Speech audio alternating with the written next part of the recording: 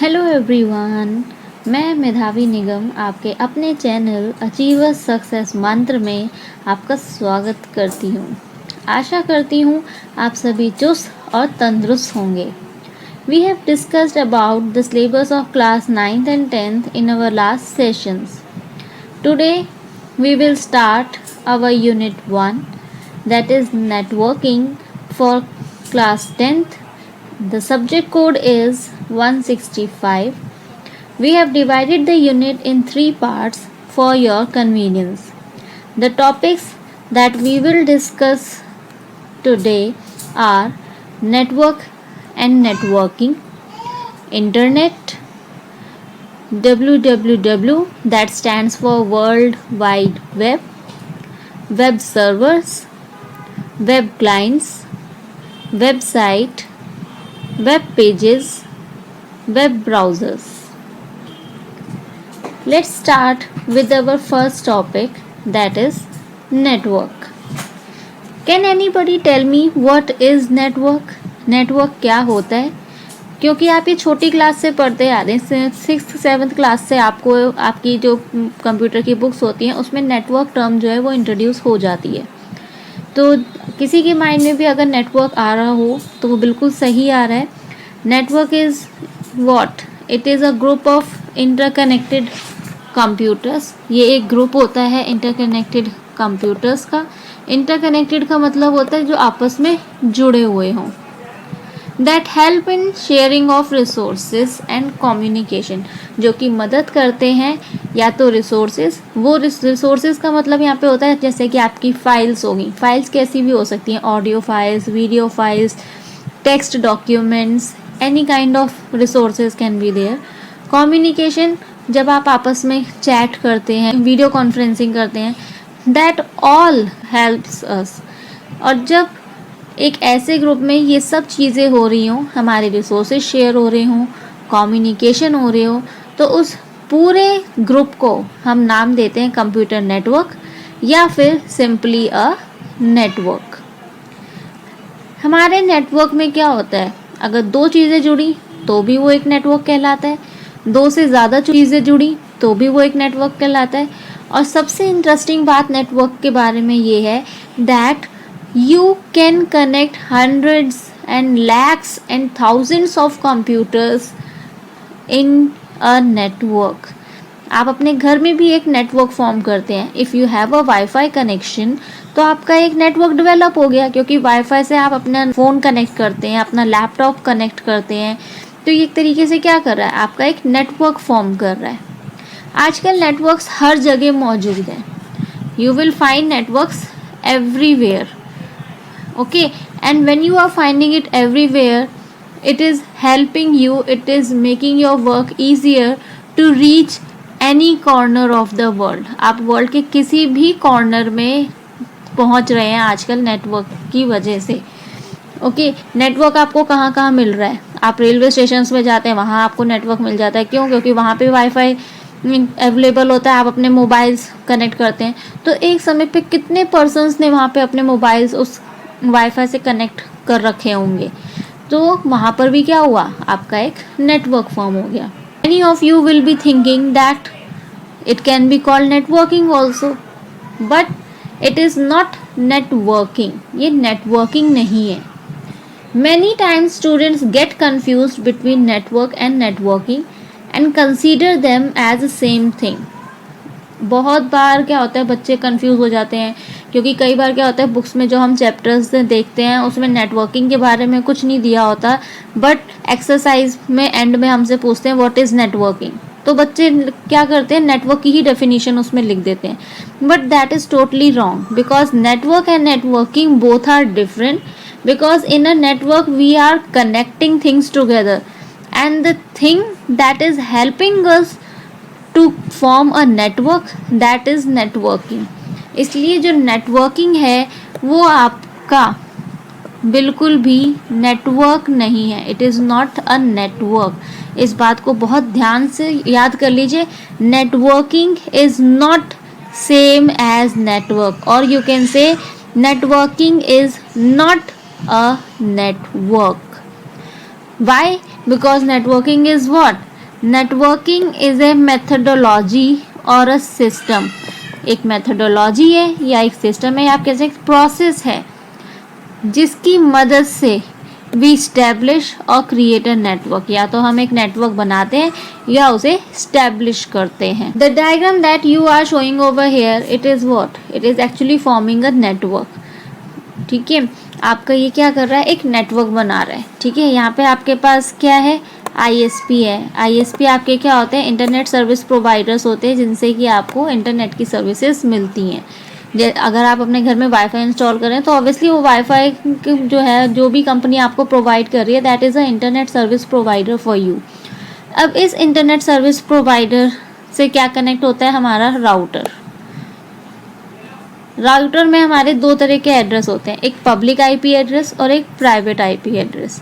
Public जो हर कोई देख सकता है, और प्राइवेट वो that is only visible to you and nobody else.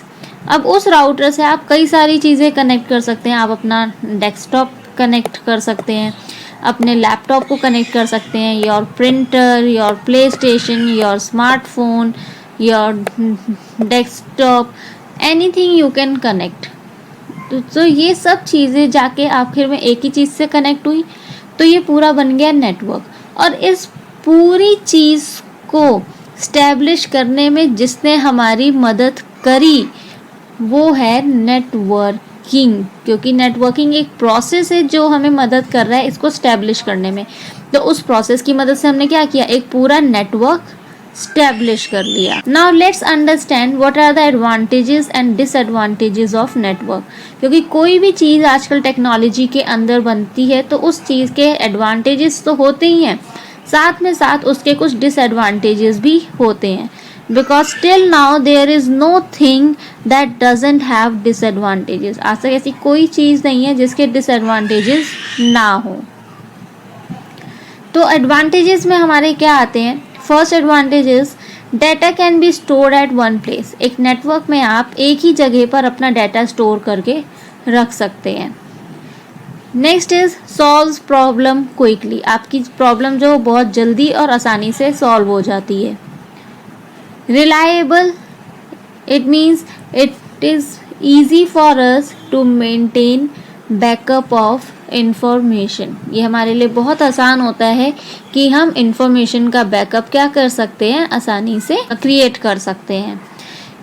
आप ये सोचिए, अब हम नेटवर्क में बैकअप की बात कर रहे हैं, और नेटवर्क में अब आप सोचेंगे कि कई सारे सिस्टम्स भी कनेक्टेड होते हैं, तो उन सारे सिस्टम्स का भी डाटा का हम बैकअप क्रिएट कर सकते हैं। कैसे, एक दूसरे सिस्टम के अंदर, कि एक सिस्टम हमने ऐसा ले लिया जिसमें हमने सिर्फ बैकअप ही क्रिएट करना है और उसमें और कोई वर्क क्रिएट नहीं करना।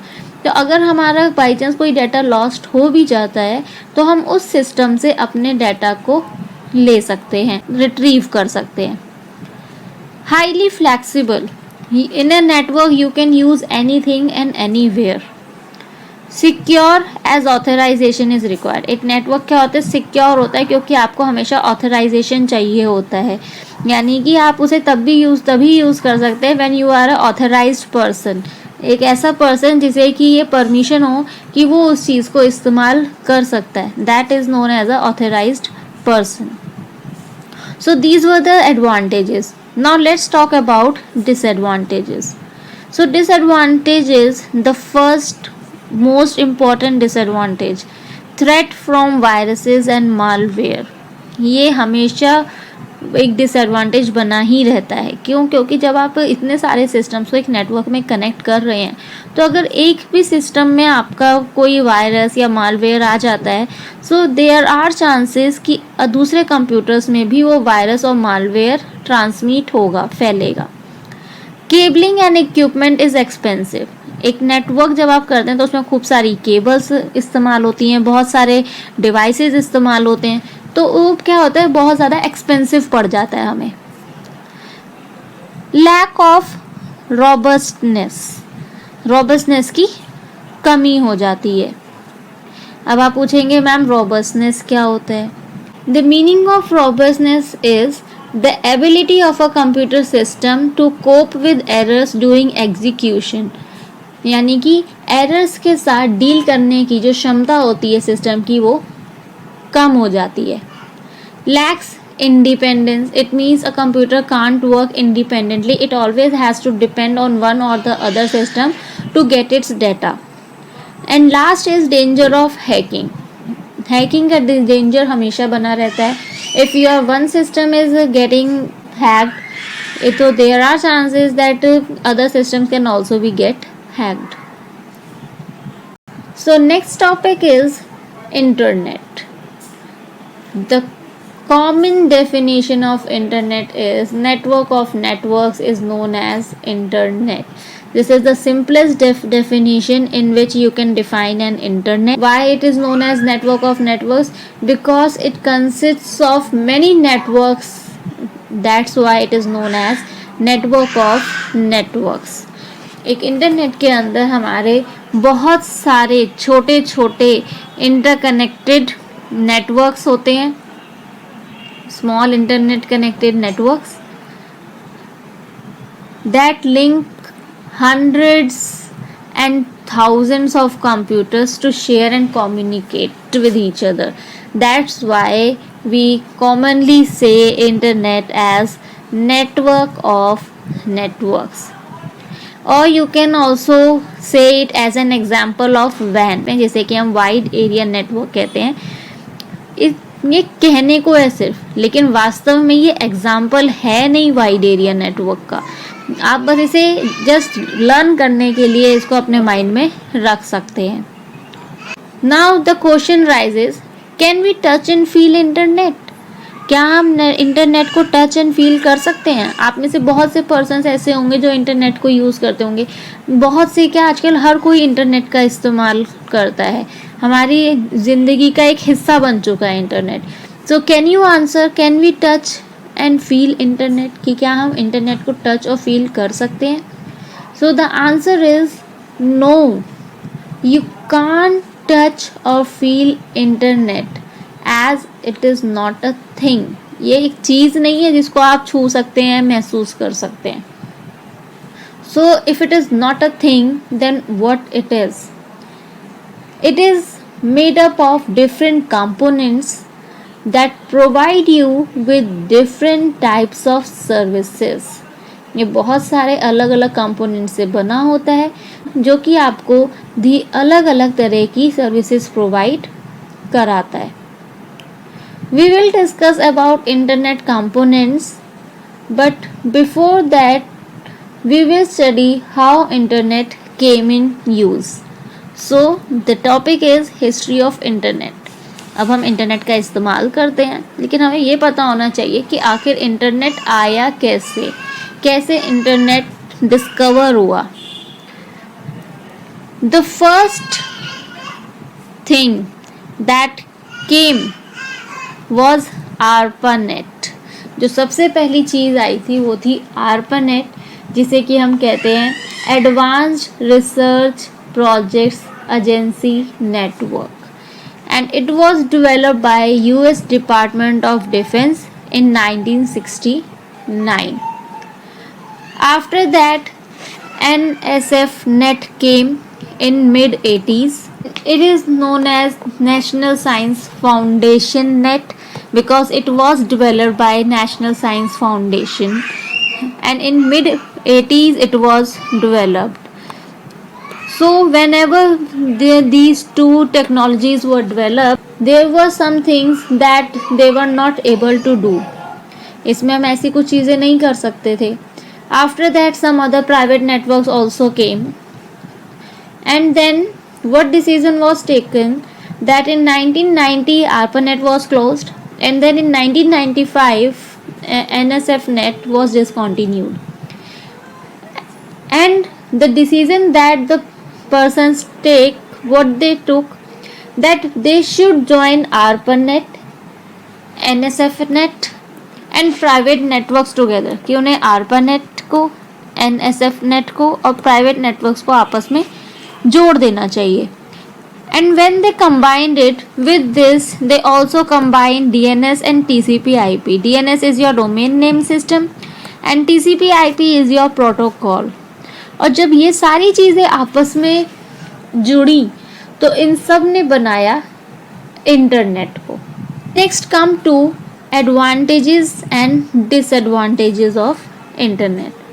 Firstly, let's discuss the advantages over here. First is saves the paper by publishing documents. आपके डॉक्यूमेंट्स जो है वो इंटरनेट पे ही पब्लिश हो जाते हैं, और जब इंटरनेट पे पब्लिश हो जाते हैं तो obviously it is saving your paper. Next is helps in communication. With the help of internet, wherever you are in the world or in your own state or in your own country, you can contact to the other person who is residing in some other corner. आप उसके साथ contact कर सकते हैं, communicate कर सकते हैं either through audio call और video call. Can search anything.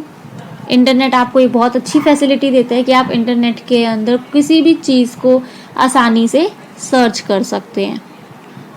Saves time by reducing research work. Reducing research work मतलब पहले जब आपको बहुत कोई चीज़ ढूंढनी होती थी तो आप 10 तरह की बुक्स उठाते थे, उसमें उन्हें ढूंढते थे, तो आपको बहुत सारा रिसर्च वर्क करना पड़ता था. But as internet came, it has reduced our research work, and when it is reducing, then it is saving our time. Then is online learning and shopping. Online you can take your classes, you can listen to any teacher for learning the concepts, you can do shopping, you can listen music. Many things are there that you can do on internet. So internet is providing us with all these facilities. So what are the things that are counted as disadvantages then? The first is lots of incorrect of irrelevant information. Okay, by mistake I have written over here off, but it is actually or. यहाँ पे और आएगा आपका. बहुत सारी ऐसी information होती है जो कि गलत होती है या इरेलेवेंट होती है, मतलब उसका कोई सेंस ही नहीं बनता उस इन्फॉर्मेशन का. Next is cyber frauds. Internet के आने से साइबर फ्रॉड्स बहुत होने लगे हैं. आपके नेट बैंकिंग के थ्रू कोई भी आपकी कैसी भी पर्सनल इन्फॉर्मेशन चुरा सकता है, आपकी इंपॉर्टेंट फाइल्स आपके सिस्टम्स में से निकाल सकता है. Viruses get downloaded and spread. आप कई बार कई सॉफ्टवेयर्स डाउनलोड करते हैं नेट से, आपको पता ही नहीं होता कि उस सॉफ्टवेयर के साथ कई सारे वायरसेस भी डाउनलोड हो चुके हैं आपके सिस्टम में. And this happens when you are downloading your software from any site. आप किसी भी साइट से डाउनलोड कर लेते हैं. The main thing is whenever you are downloading software, keep this in mind that you have to download it from that particular company that is making that software. Face to face interaction. Face to face interaction की कमी हो चुकी है. अब आप कहेंगे ma'am video call होता है तो उसमें फेस टू फेस इंटरेक्शन हो जाता है. फेस टू फेस इंटरेक्शन का मतलब होता है जब आप आपस में एक दूसरे से मिलकर एक दूसरे के साथ बैठकर बातें करते हैं. That is known as face to face interaction. Video call में आप किसी के साथ बैठ के बात नहीं कर रहे, आप एक टेक्नोलॉजी के थ्रू एक सिस्टम पे बात कर रहे हैं. And last is identity thefts by hackers. Hackers आपकी आइडेंटिटी चुरा कर आपके नाम से कुछ भी कर सकते हैं. सो this is the main disadvantage of your internet. Next is world wide web. So the topics that we will discuss now can be considered as the components of internet. इन्हें हम internet के components consider कर सकते हैं. And the first topic is World Wide Web, that is known as WWW. What is World Wide Web? World Wide Web is actually a set of protocols. एक protocols का set है, मतलब बहुत सारे protocols इसमें मिले हुए होते हैं, बहुत सारे प्रोग्राम्स इसमें होते हैं that help in displaying data and information. You can से multimedia files. Data of information को आप मल्टीमीडिया फाइल्स कह सकते हैं. और वर्ल्ड वाइड वेब हमें ये सारी चीज़ें इंटरनेट पर डिस्प्ले करने में मदद करता है. अब आपके माइंड में आएगा मैम मल्टीमीडिया फाइल्स क्या होती हैं. So multimedia files are your documents that contain a combination of text, video, audio, photographs etcetera. ऐसे डॉक्यूमेंट्स जिसमें इन सब का कॉम्बिनेशन हो, उसमें टेक्स्ट अवेलेबल हो, वीडियो हो, ऑडियो हो, फोटोग्राफ्स हो, वो सब आपकी मिलकर मल्टीमीडिया फाइल बनाती हैं। और आप जब भी कोई वेबसाइट खोलते हैं तो ये सब चीज़ें आपको उसमें देखने को मिलती हैं। World wide web is commonly known as the web. जो आपका वर्ल्ड वाइड वेब है उसे हम कॉमनली द वेब के नाम से भी जानते हैं। It was propose by Tim Berners-Lee in 1989 and after its introduction it became reality in 1990। 1990 में वर्ल्ड वाइड वेब एक्चुअली में यूज़ होना, इस्तेमाल होना शुरू हो गया था। और ये कैसे हुआ? जब हमने उसमें HTML और टेक्स्ट ब्राउज़र का इस्तेमाल किया। HTML is your language that helps you in creating web pages and text browser is a browser in which you can search for your information। जैसे कि आपका Google Chrome that is a browser जिसमें कि आप अपनी information को search करते हैं। It acts as an information retrieval system of internet। ये इंटरनेट का information retrieval system के तौर पे काउंट होता है। रिट्रीवल सिस्टम क्यों? क्योंकि आप इसे जो मांगते हैं ये आपको वो प्रोवाइड कर देता है। So it means you are retrieving data from internet. It operates with the basic client server format. Internet का एक फॉर्मेट होता है client server. If you are asking something you are the client and from where you are getting your response that is server. So ये जो है ये internet के client server model के ऊपर काम करता है। अब आपके माइंड में आएगा मैम फिर तो एक ही बात होगी, चाहे हम इंटरनेट की बात करें या वर्ल्ड वाइड वेब की बात करें, दोनों एक ही चीज़ हो गई। But that is actually not true. जो आपका वर्ल्ड वाइड वेब है वो इंटरनेट है, ये एक रॉन्ग कंसेप्शन है माइंड में।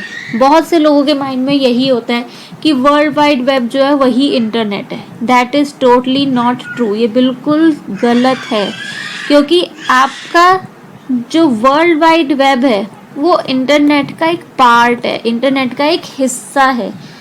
यानी कि आपका ये जो पूरा इंटरनेट है इसका एक बहुत बड़ा हिस्सा वर्ल्ड वाइड वेब बनाता है। यानी कि इंटरनेट के ज़रिए वर्ल्ड वाइड वेब आपके पास आपकी इंफॉर्मेशन डिस्प्ले कराता है आपके ब्राउज़र पे, लेकिन एक्चुअली में वो इंटरनेट नहीं है। And many times people do this mistake कि इंटरनेट की जगह पे वो वर्ल्ड वाइड वेब की डेफिनेशन लिख देते हैं और वर्ल्ड वाइड वेब की जगह वो इंटरनेट की डेफिनेशन लिख देते हैं। तो ये बहुत ही गलत है। You can't do this. World wide web is a different concept and internet is a different concept. It's just that www is forming a large part of internet। Internet का ही एक वो हिस्सा है। तो चलिए इसको और ज़्यादा आपको क्लियर कर देते हैं with the difference that what is the difference between internet and world wide web। First thing is internet is what? It is a collection of networks connected together। ये बहुत सारे नेटवर्क्स का एक कलेक्शन होता है जो कि आपस में जुड़े हुए होते हैं। Whereas world wide web is what? It is collection of documents linked through hyperlinks. जो कि क्या है? एक डॉक्यूमेंट्स का कलेक्शन है और वो डॉक्यूमेंट्स भी आपस में हाइपर लिंक्स के थ्रू जुड़े हुए होते हैं।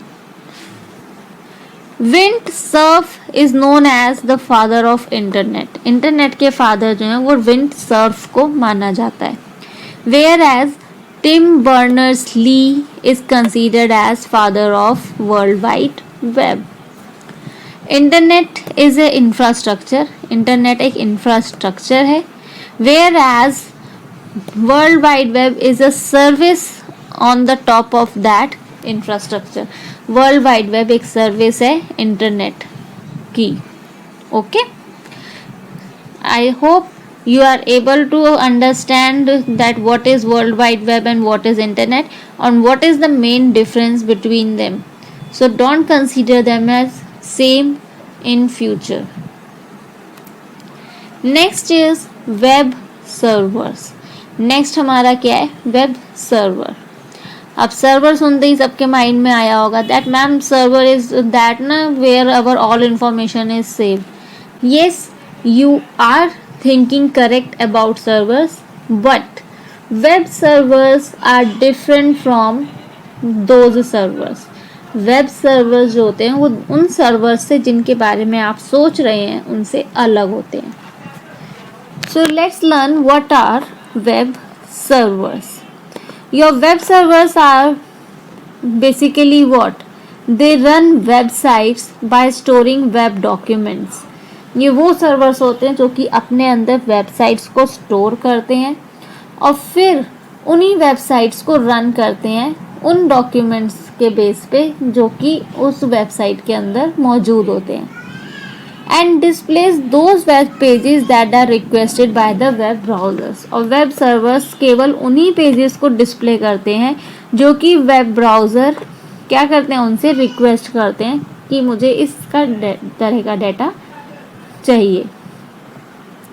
They are known as www server also, or in a simple way you can say programs or software that are programmed to respond to the request of client are known as web servers.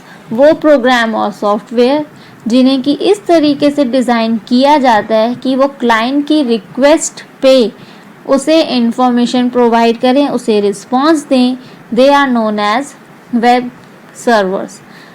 But yes, as I told you earlier, they are totally different from a computer server. वो computer server से बिल्कुल अलग होते हैं.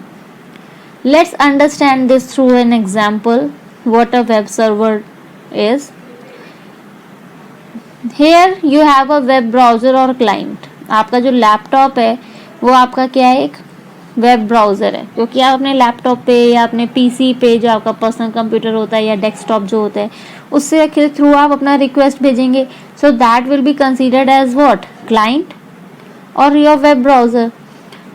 और आपने internet की मदद से उसको इन्फॉर्मेशन भेजी और वही रिक्वेस्ट फिर आगे कहाँ गई, आपके वेब सर्वर के पास पहुंच गई. When the web server received that request, it provided a response to the internet. पहले उसने अपना रिस्पॉन्स दिया इंटरनेट को, and then the internet provided you with that response. तो इस तरीके से जो आपके वेब सर्वर्स हैं वो काम करते हैं. अब there should be a confusion in your mind. आपके माइंड में कन्फ्यूज़न आ गया होगा कि वेब सर्वर से अलग होते हैं, फिर भी वो एक तरीके से सिमिलर काम कर रहे हैं. So what is the actual difference behind them. तो उन दोनों के बीच में एक्चुअल डिफरेंस है क्या. So let's understand the difference. Your server is what, it manages network resources. आपका जो सिंपल सर्वर होता है वो सिर्फ आपके नेटवर्क में जो रिसोर्सेज अवेलेबल होते हैं उनको मैनेज करता है. Whereas web server does what, it manages your web pages. आपके वेब पेजेस को मैनेज करता है. Servers request related to resources on network. Server केवल वही रिक्वेस्ट कर सकता है जो कि उसके रिसोर्सेज से जुड़ी हुई हो, जबकि वेब सर्वर आपके क्या करते हैं, दे सर्व्स HTTP रिलेटेड रिक्वेस्ट. वो आपके वेब पेजेस से जुड़ी हुई रिक्वेस्ट को हैंडल करते हैं. A server provide resources to the clients on computer. आपके कंप्यूटर पे ही आपको रिसोर्सेज प्रोवाइड कर सकता है सर्वर, जबकि जो वेब सर्वर होते हैं वो आपको कहाँ डाटा प्रोवाइड करते हैं, आपके ब्राउज़र पे, जैसे कि Google Chrome, Mozilla Firefox, Opera. So these are your browsers और your system on which you are working, they are considered as browsers. तो उन पर आपको आपका डाटा प्रोवाइड करते हैं. Let's see it practically what a server or web server is there, how they are different, जिससे कि आपको प्रैक्टिकली समझ में आए कि हाँ एक्चुअली में सर्वर और वेब सर्वर में क्या डिफरेंस होता है. So let's go on a site. ये मेरे पास गूगल क्रोम ओपन है, that is a web browser. Here I open Google site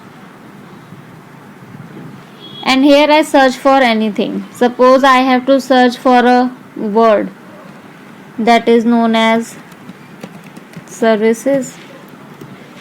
Press enter and you are getting this information. तो ये जो आपको information मिल रही है, it is being provided to you by a web server और ये आपको केवल आपके ब्राउज़र के अंदर मिल रही है। आप इसको क्लोज करेंगे तो ये आपको आपके सिस्टम की स्क्रीन पे दिखाई नहीं देगा, आपके सिस्टम के अंदर दिखाई नहीं देगा आपको। ओके, सो ये इंफॉर्मेशन आपको कहाँ से मिली? वेब सर्वर से। और जब आप बात करते हैं सिर्फ सर्वर की, so let's open our my computer. ठीक है, अब यहाँ से मैं जो भी इंफॉर्मेशन लेना चाहूँ, ठीक है, अगर मुझे यहाँ से अपने सिस्टम पे सर्च करना है सॉन्ग्स का फोल्डर,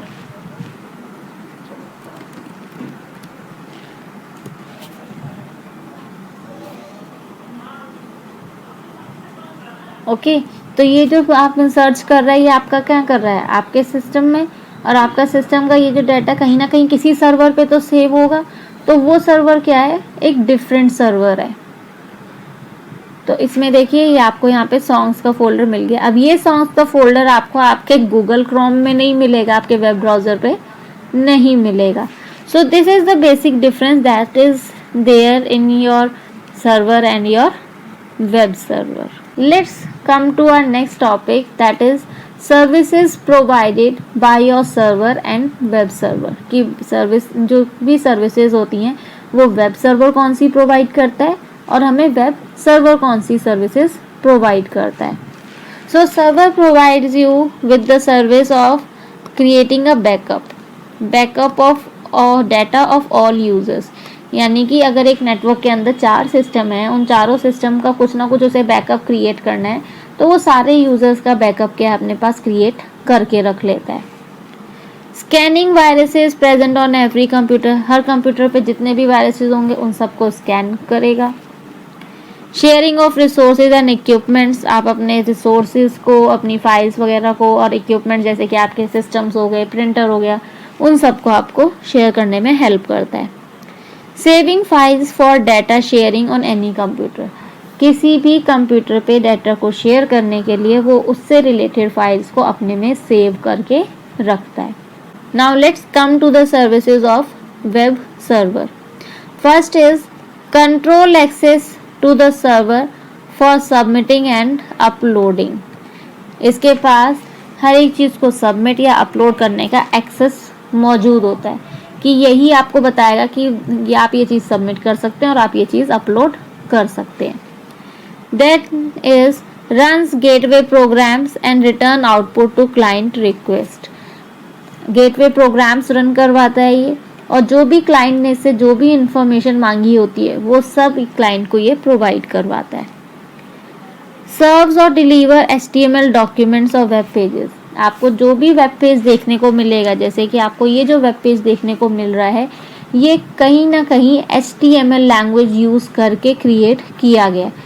और भी बहुत सी लैंग्वेजेस होती हैं जो यूज़ की जाती हैं, but this is the main language that helps in designing, जो आपको डिज़ाइन करने में मदद करती है। Monitor programs and log activities, जब भी आप कोई जीमेल पे अकाउंट बनाते हैं, किसी भी साइट पे आप अपना अकाउंट बनाते हैं, तो उसमें लॉग इन और लॉग आउट की एक्टिविटीज़ को चेक करता है। आपके वेब ब्राउज़र के अंदर जितने प्रोग्राम्स रन कर रहे हैं उस पर अपनी नज़र बना के रखता है। Now I have told you about gateway programs. तो अभी तक कई बच्चों को शायद ये समझ में ना आया हो कि गेटवे प्रोग्राम्स क्या होते हैं। So gateway programs are what? These are the programs that help you to share information by communicating between dissimilar PCs. ये वो प्रोग्राम्स होते हैं जो कि आपको मदद करते हैं दो अलग अलग पीसीज के बीच में कम्युनिकेशन स्टैब्लिश करवा के। Our next topic is web clients। अभी तक हमने सब कुछ वेब सर्वर्स के बारे में पढ़ा। अब जब वेब सर्वर्स होते हैं तो ऑब्वियसली वेब क्लाइंट्स भी होंगे, जैसे कि हमारा सिंपल सर्वर होता है तो सिंपल क्लाइंट होता है। In the same way we have web clients also. So let's us understand what are web clients. The web browser or the plugins and helper applications that help browser to access the internet is called your web client। Web browser या कोई भी ऐसी applications जो कि हमें internet पे browsing करने में मदद करती हैं, they all are your web clients. Or you can say a program or any other component that requests and uses services given by the server. या हम ये भी कह सकते हैं कि कोई भी प्रोग्राम या कोई भी ऐसा कंपोनेंट जो कि सर्वर को रिक्वेस्ट करता है और सर्वर के द्वारा दी गई सर्विसेज को इस्तेमाल करता है, they are also known as web clients. आपका वेब क्लाइंट कुछ भी हो सकता है. वेब ब्राउजर जिसके थ्रू आप सर्च कर रहे हैं, they are also considered as web clients. Mobile, क्योंकि मोबाइल में आप अब इंटरनेट को एक्सेस करते हैं, तो आप उसमें भी अपनी क्या कर सकते हैं, अपने मोबाइल को भी एक क्लाइंट की तरह, वेब क्लाइंट की तरह डील कर सकते हैं. When you are working on your laptop, that can also be considered as a web client. तो जो भी ऐसी मशीन जिसके थ्रू आप इंटरनेट को एक्सेस करते हैं, they all are your web clients. That's why it is said any machine that help us to access internet can also be considered as web client. किसी भी तरह की मशीन हो, अगर आप उससे इंटरनेट एक्सेस कर पा रहे हैं, so that is a web client. Next is website. हम बहुत सिंपल सी डेफिनेशन वेबसाइट के बारे में पढ़ते हैं. A collection of web pages that are designed using HTML are known as websites, और a collection of web pages is known as a website. But actually में website होती क्या है? हर एक कंपनी की अपनी अपनी अलग अलग वेबसाइट क्यों होती है? Because a website acts as an identity of a company or organization. एक वेबसाइट किसी भी ऑर्गेनाइजेशन या कंपनी के लिए उसकी आइडेंटिटी का काम करती है. अगर आपको विकिपीडिया खोलना है तो विकिपीडिया क्या है? कंपनी है, और वो अपनी आइडेंटिटी को बनाए रखने के लिए एक साइट का इस्तेमाल कर रही है, और इसीलिए उसने उस साइट का नाम क्या रखा? विकिपीडिया. ऐसी गूगल कंपनी है, गूगल ने अपनी वेबसाइट का नाम गूगल रखा है. तो ये वेबसाइट क्या कर रही है? एक तरीके से उनको एक आइडेंटिटी प्रोवाइड करवा रही है. Web pages are present on a website are linked together. आप एक वेबसाइट पे जितने भी वेब पेजेस देखते हैं, वो सारे वेब पेजेस क्या होते हैं? आपस में जुड़े हुए होते हैं. And when they are linked together, they are sharing a common design and interface. अगर आप कोई भी साइट खोलें, उनके आप कितने भी वेब पेजेस ओपन कर लें, सबका जो लुक है वो आपको एक जैसा ही लगेगा. And every website contain information about a particular topic और पर्पस. अगर आप Amazon की साइट खोल रहे हैं तो वो क्या है? एक शॉपिंग वेबसाइट है, तो आपको उस पर सारी इंफॉर्मेशन शॉपिंग वाली ही मिलेगी. No other information you will get on that website. So अगर एजुकेशनल वेबसाइट है तो उसमें आपको सब कुछ एजुकेशन से रिलेटेड मिलेगा. अगर एंटरटेनमेंट वेबसाइट्स हैं तो उसमें सब कुछ आपको एंटरटेनमेंट से रिलेटेड मिलेगा. So whatever you are getting on a website, that is about a particular topic. Website provide us with useful information and solution. अब वेबसाइट्स क्यों बनती हैं? क्योंकि वेबसाइट से हमें हमारी मन की जो हमें इंफॉर्मेशन चाहिए होती है वो मिलती है. और कई वेबसाइट्स ऐसी हैं जिसमें आपको आपके प्रॉब्लम्स के सॉल्यूशंस भी प्रोवाइड कराए जाते हैं. और एक वेबसाइट को आप अलग अलग डिवाइसेस पे ओपन कर सकते हैं, on your laptops, on your mobiles, on your tablet, desktop, on any kind of device you can open your websites.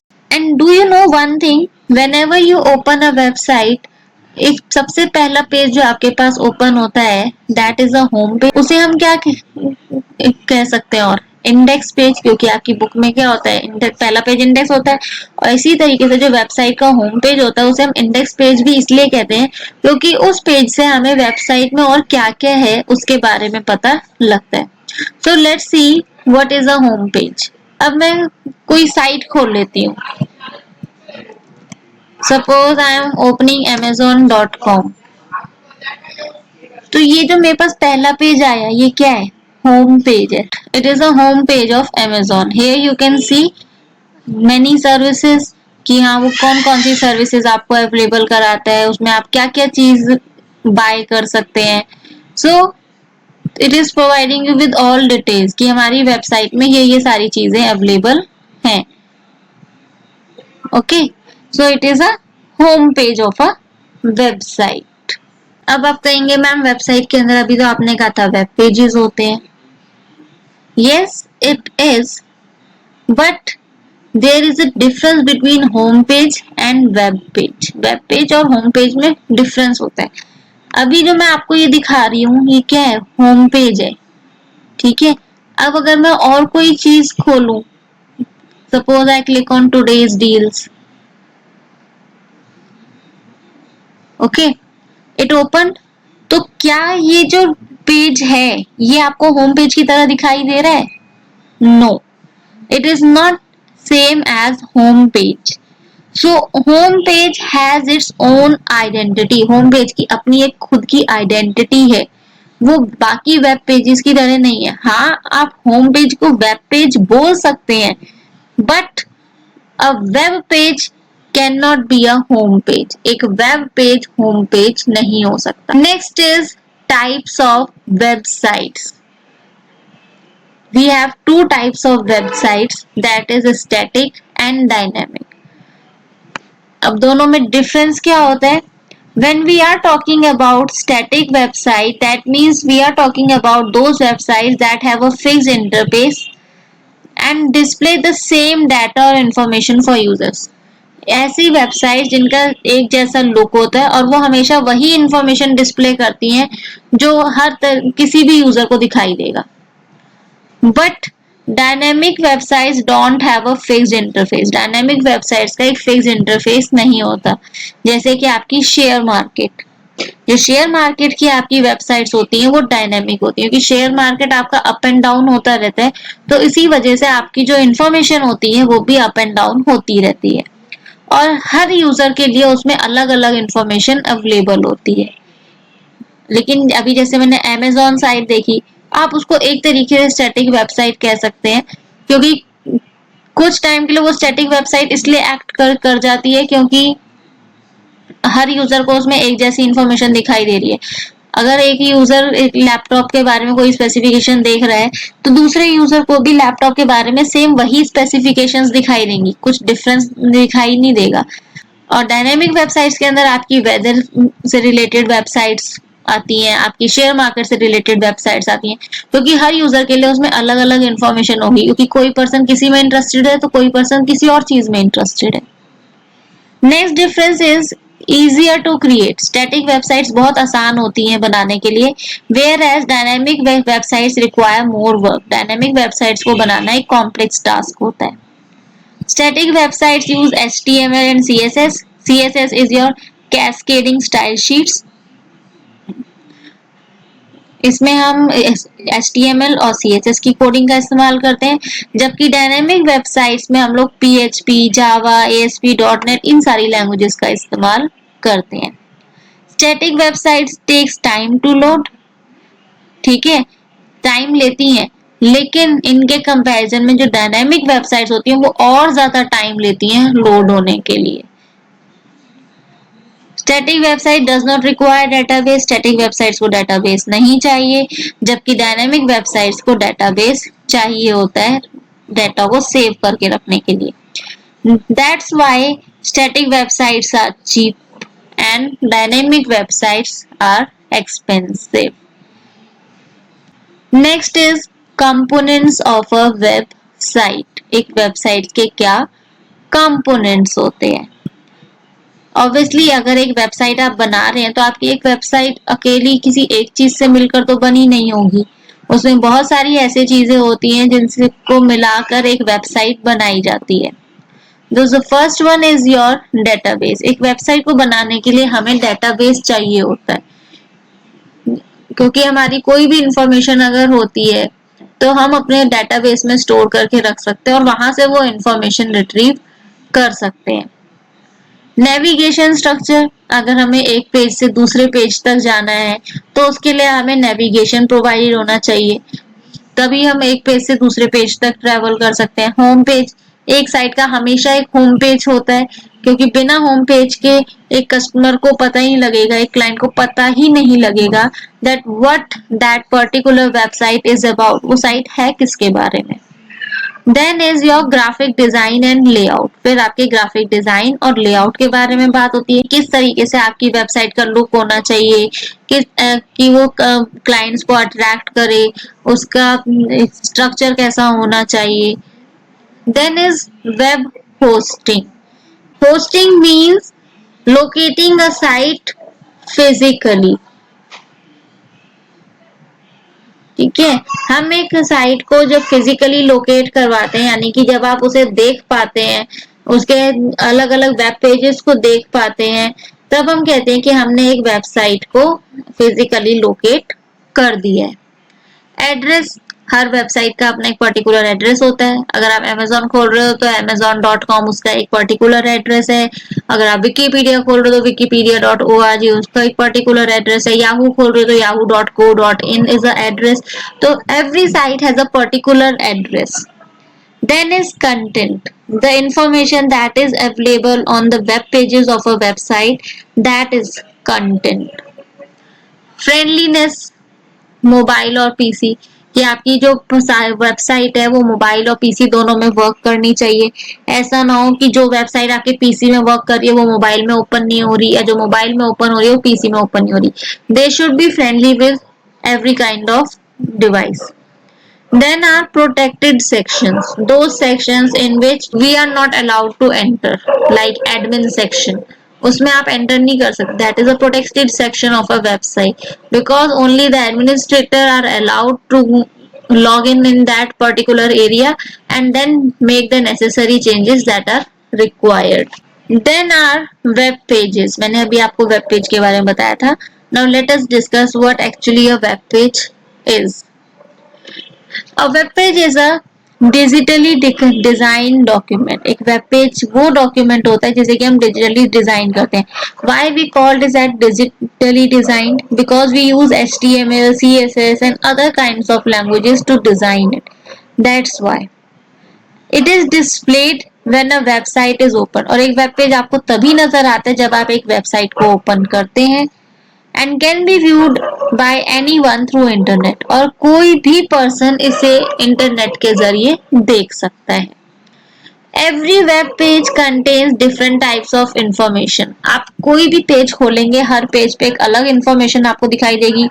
जैसे कि हो सकता है किसी पे आपको लोगो दिखाई दे, इमेजेस हो, वीडियोस हो, such kinds of informations you will get. Millions of web pages are added every day. जब एक नई वेबसाइट बनती है तो उसमें बहुत सारे वेब पेजेस होते हैं। अगर वो वेब पेज में इतना स्पेस नहीं है कि और बड़ा उसमें इंफॉर्मेशन डाली जाए, या ओवरलोड होने की वजह से हम कई बार क्या करते हैं, डाटा को अलग अलग वेब पेजेस में डिवाइड कर देते हैं। So millions of web pages are available to you on internet and every day millions of web pages are getting added day by day. Next, components of a web page. Your web page contains sub components but in two ways. Okay, that is content wise and structure wise. So you will ask, what does a web page contain? एक web page अपने में रखता क्या है? तो web page में बेटा बहुत सारी इंफॉर्मेशन होती है। आपके हाइपर लिंक्स होते हैं, हेडर एंड फुटर होते हैं, but these are divided according to the two categories, that is content wise and structure wise. So let's see first of all content wise. Content wise you have two things, that is hypertext and hyperlink. Hypertext is what? It is simply a text or you can say a image that help you to link to other page, जो आपको दूसरे page के साथ जुड़ने में मदद करती है। जैसे कि आप इस डायग्राम में देख पा रहे हैं, आपके पास लिखा हुआ है हाइपरलिंक वर्सेस हाइपरटेक्स्ट। तो ये जो हाइपरलिंक वर्सेस हाइपरटेक्स्ट लिखा हुआ है, ये आपका क्या है? हाइपरटेक्स्ट है, जिसे कि हम बाद में हाइपरलिंक में कन्वर्ट करते हैं। So hyperlink is what? A link that points to another file that can be opened by clicking or tapping on it. तो hyperlink क्या होता है? एक तरह का लिंक होता है जो कि दूसरी फाइल को इंडिकेट करता है, जिसे कि हम क्लिक करने के बाद खोल सकते हैं। यानी कि जब मैं इसे हाइपर टेक्स्ट और hyper link versus hyper text को ओपन करूंगी तो मेरे पास ये पेज खुलकर आएगा, गीक्स फॉर गीक्स। तो इसने क्या किया, इस हाइपर टेक्स्ट ने हाइपर लिंक बनकर मुझे एक दूसरे पेज पे पहुंचा दिया। इसको क्रिएट करने के लिए हमारे पास कोडिंग क्या होती है, a have, then we provide the address of that particular site and then we write geeks for geeks a, because with this it becomes a hyperlink। इसके साथ ये hyperlink बन जाता है। Then is structure wise। Structure wise we have header, footer, title of page and many more। Header से आप सबको पता है, हेडर हमें बताता है कि वेब पेज किसके बारे में है। फुटर जो होता है वो हमारे पेज के एकदम बॉटम में होता है, जिसमें हमें कॉपीराइट, अपडेशन और कॉन्टैक्ट की इंफॉर्मेशन दी जाती है। टाइटल ऑफ पेज, ये पर्टिकुलर पेज का टाइटल क्या है, हेडिंग क्या है, जो कि हमारे टाइटल बार में हमें नजर आती है। देन बॉडी ऑफ पेज, कि हमारे उस पेज में सारी इंफॉर्मेशन हमें दी जाती है। देन लिंक्स फॉर नेविगेशन, फिर उसमें वो लिंक्स प्रोवाइडेड होते हैं जो कि हमें दूसरे पेजेस में जाने के लिए मदद करते हैं। Then is type of content on web page. Web page पे किस तरह का कंटेंट होता है। हमारी वेबसाइट दो तरह की होती है, इसी तरीके से हमारे वेब पेज पे भी दो तरह के कंटेंट होते हैं। First is static and then is dynamic. Static content is remains same, जैसे कि आपकी स्टैटिक वेबसाइट एक जैसी रहती है वैसे ही आपका स्टैटिक कंटेंट भी एक जैसा रहता है। Whereas dynamic content always changes, आपका डायनेमिक कंटेंट हमेशा बदलता रहता है। In static we have simple HTML coding, whereas in dynamic we have dynamic code in form of scripts along with HTML। यानी कि HTML तो कोड होता ही है, उसके अलावा उसमें और भी कई तरह की लैंग्वेजेस का इस्तेमाल किया जाता है। Static content do not require any additional software, इसको कोई एडिशनल सॉफ्टवेयर नहीं चाहिए होता, जबकि डायनेमिक कंटेंट एक अलग से सॉफ्टवेयर मांगता है। Static content is handle using simplest method, आसान से तरीकों से आप अपने स्टैटिक कंटेंट को हैंडल कर सकते हैं। Whereas to handle dynamic content you require complex method. So this was the difference between static content and dynamic content. Next is web browsers, that is the last topic for you today। Web browsers के बारे में अभी हमने पढ़ा, और Google Chrome, Mozilla Firefox, opera, बहुत सारे web browsers आपके पास अवेलेबल हैं, right. UC browser also you have। So what is actually a web browser? A web browser is what? It is a software application that displays various websites to access information on your computer। एक ऐसा software application है जो कि हमारे computer पे हमें मदद करता है अलग अलग वेबसाइट्स को डिस्प्ले करके उनसे इंफॉर्मेशन एक्सेस करने में। And I have given you the examples की डिफरेंट वेब ब्राउजर्स आपके कौन से हैं, Google Chrome, Mozilla Firefox, internet explorer, opera and many more. आपका सबसे पहला वेब ब्राउजर जो था वो था mosaic. It was developed by NCSA, that is National Center for Supercomputing Application, and in 1993 it was developed। What is the purpose of web browser? हमने ये तो जान लिया कि वेब ब्राउजर क्या होता है, लेकिन आप सबके माइंड में ये जरूर आया होगा कि वेब ब्राउजर का मेन पर्पस होता क्या है। What is the actual purpose of a web browser? So the actual purpose is to fetch information resources from the web। Web से इंफॉर्मेशन के रिसोर्सेज को लेना and then providing them onto a user's device, और एक user के device पर उन्हें दिखाना। But it is not same as search engine, क्योंकि अभी आप सबके माइंड में याद होगा कि सर्च इंजन भी तो वही काम करता है, हम उस पर जो सर्च करते हैं वो हमें दे देता है। But no, search engine is a different thing and web browser is a different thing. Search engine में और वेब ब्राउजर में बहुत फर्क है। सर्च इंजन आपके हैं askme.com, bing.com, google.com, ये सर्च इंजन है, इसमें आप अपनी इंफॉर्मेशन सर्च कर रहे हैं. But web browsers are doing what? They are helping you to open a website. वो आपको एक वेबसाइट ओपन करने में मदद कर रहे हैं.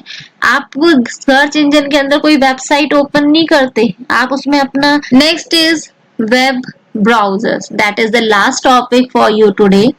वेब ब्राउजर्स के बारे में अभी हमने पढ़ा. और Google Chrome, Mozilla Firefox, opera, बहुत सारे वेब ब्राउजर्स आपके पास अवेलेबल हैं, right?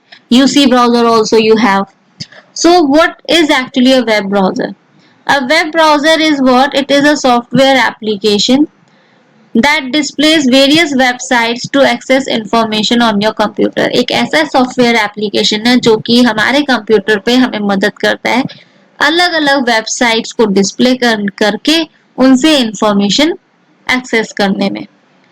And I have given you the examples की डिफरेंट वेब ब्राउजर्स आपके कौन से हैं. Google Chrome, Mozilla Firefox, internet explorer, opera and many more.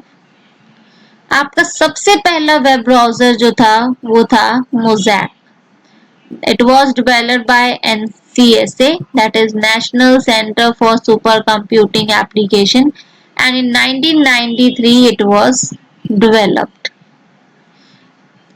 What is the purpose of web browser? हमने ये तो जान लिया कि वेब ब्राउजर क्या होता है, लेकिन आप सबके माइंड में ये जरूर आया होगा कि वेब ब्राउजर का मेन पर्पस होता क्या है. What is the actual purpose of a web browser?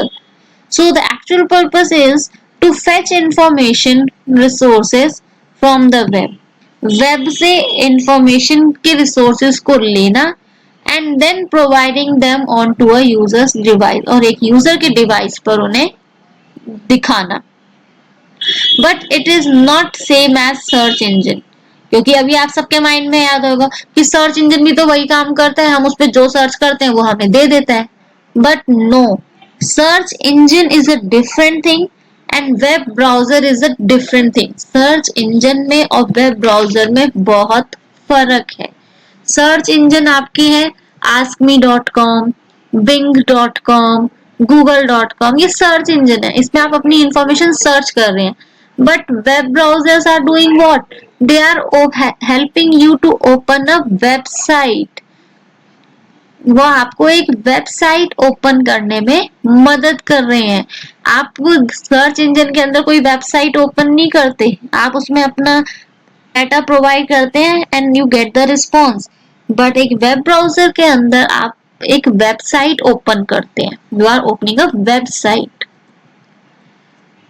Next is types of browsers. We have two types of browsers, that is graphical browser and text only browser. Graphical browsers are considered as fast internet, क्योंकि graphical browsers हमें fast internet की service provide करते हैं, whereas text only browsers provide us with slow internet. ये हमें slow internet provide करते हैं. Graphical browsers contain text, audio, video and images. Graphical browsers हमारी text, audio, video, images ये सब contain करते हैं. इसमें जो नेविगेशन होता है वो हाईलाइटेड वर्ड को माउस से क्लिक करके किया जाता है, और इसके एग्जांपल है ओपेरा और इंटरनेट एक्सप्लोरर. जबकि टेक्स्ट ओनली ब्राउजर क्या होते हैं, हमें सिर्फ टेक्सचुअल मोड में एक्सेस प्रोवाइड करते हैं. Navigation is done by highlighting emphasised words. कई वर्ड्स को एम्फेसाइज डार्क कर, बोल्ड करके, इटैलिक बना के, फिर उनको हाईलाइट करके उनको बनाया जाता है, और अप एंड डाउन की को हम शिफ्ट की को प्रेस करने के बाद फिर उसे यूज करते हैं. इस तरीके से हमारे टेक्स्ट ओनली ब्राउजर्स को हम इस्तेमाल करते हैं. And the example is Linux. ये एग्जांपल है.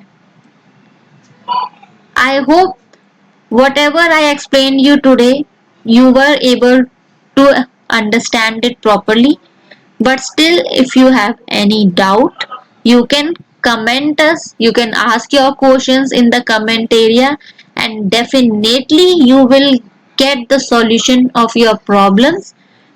If you like it, please like and share it with your friends so that they also get the benefit and they can also study and understand the concepts while sitting at home. If you are a new visitor, subscribe our channel and press the bell icon so that you get the notification of other upcoming videos automatically. और आप हमारे channel से इसी तरीके से जुड़िए रहिएगा जिससे कि हम आपको नॉलेज प्रोवाइड करते रहें। तो मिलेंगे आपसे अगले सेशन में। तब तक के लिए स्वस्थ रहिए, मस्त रहिए, व्यस्त रहिए। Bye bye.